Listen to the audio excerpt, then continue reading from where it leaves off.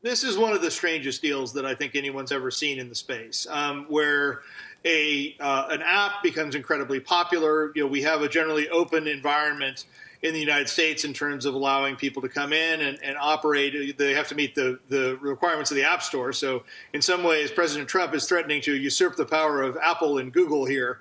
But the idea of banning an app is strange in the first instance. And then furthermore, the idea that it would come down to one sort of exclusive negotiation. Usually you'd have a number of different companies talking to TikTok and bidding for this in the situation that's been created. But it's just a strange all around, and I think everybody's kind of looking at this saying, what happened here?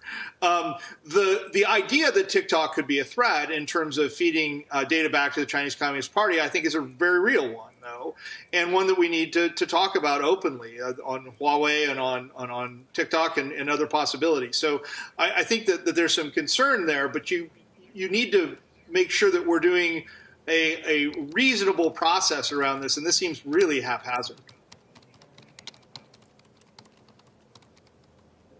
Chris, what do you think the reaction is inside your old shop, inside Facebook?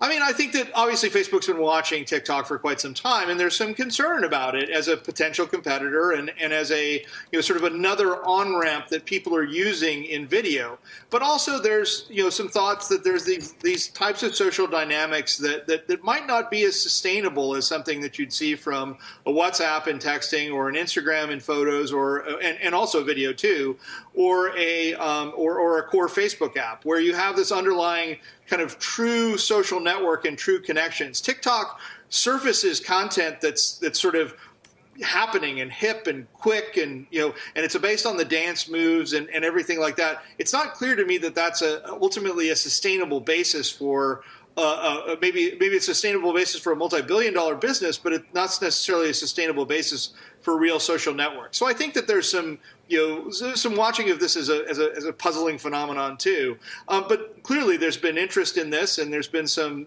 features launched that are modeled on TikTok features, and the company clearly devotes some time to this.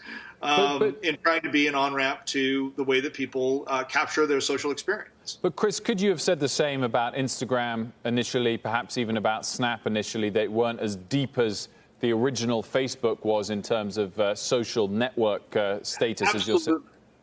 And I think that this was the point that Mark Zuckerberg made in the antitrust hearings, that in fact one of the reasons that Instagram has grown to be such a powerhouse is because it has Facebook's social expertise behind it.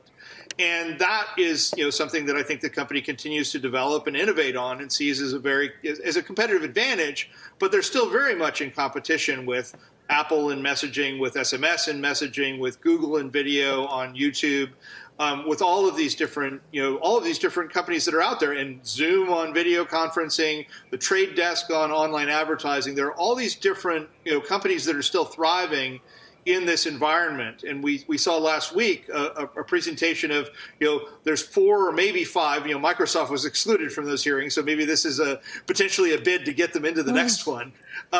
There's actually quite a robust competitive environment out there. Yeah, it seems like they wouldn't be able to avoid the next hearing if they really get into TikTok here when it comes to social. Thank you, Chris Kelly.